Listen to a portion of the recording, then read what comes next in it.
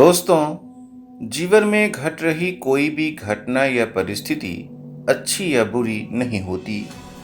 हमारे विचार और संस्कार उसे अच्छा या खराब बना देते हैं।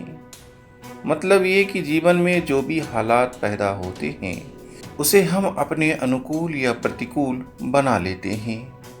दरअसल जीवन में परिस्थितियों का निर्माण कर्म के अनुरूप होता है, जिसे बदला तो नहीं जा सकता, लेकिन अपनी प्रतिक्रिया से उसे अनुकूल जरूर बनाया जा सकता है।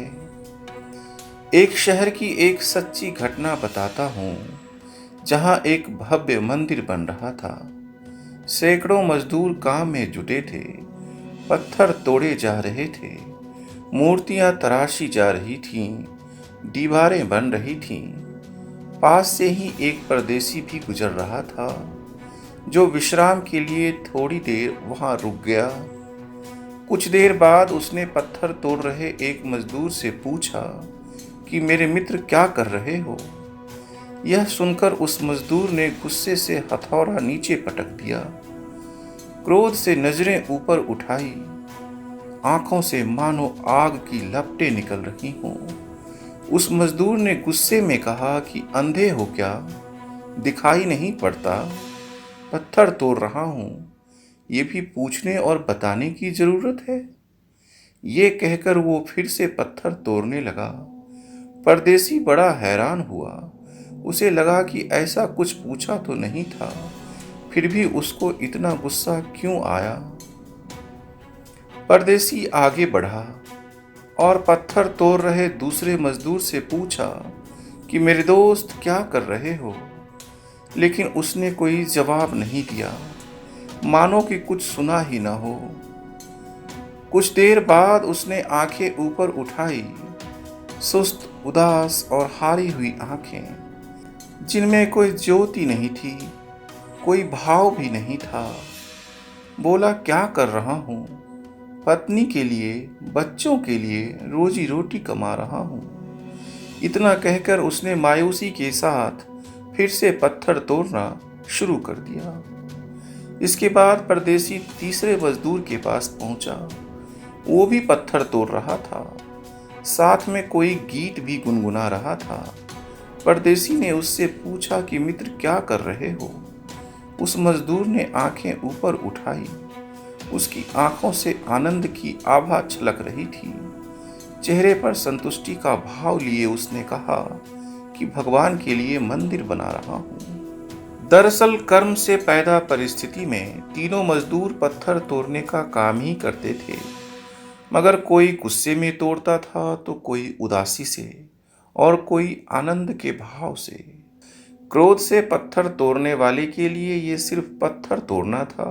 निश्चय ही पत्थर तोड़ना कोई आनंद की बात नहीं हो सकती।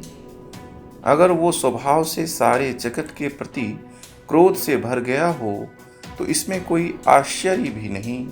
कोई पत्थर तोड़कर जीवन के प्रति कृतज्ञता का भाव कैसे प्रकट कर सकता है? दूसरा मजदूर भी पत्थर तोड़ रहा था, उदास था, जीवन से हारा था। सिर्फ आजीविका कमाना ही उसके जीवन का उद्देश्य था।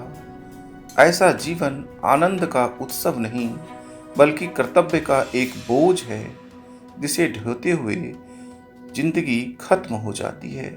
तीसरा मजदूर भी उसी तरह पत्थर तोड़ रहा था जैसे दूसरे मजदूर तोड़ रहे थे। फर्क सिर्फ ये था कि वो भगवान का मंदिर बनाने के लिए पत्थर तोड़ रहा था, जो उसे आनंद का एहसास दे रहा था।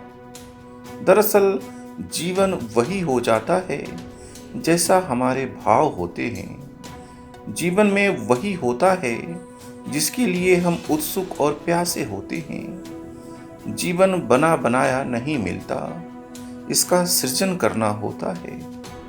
जन्म के साथ इंसान को अवसर मिलते हैं। इस अवसर से ही जीवन को सजाना और संवारना होता है।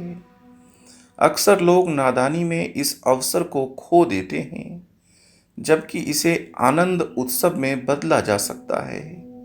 जन्म के साथ जीवन जीने की कला सीखनी होती है।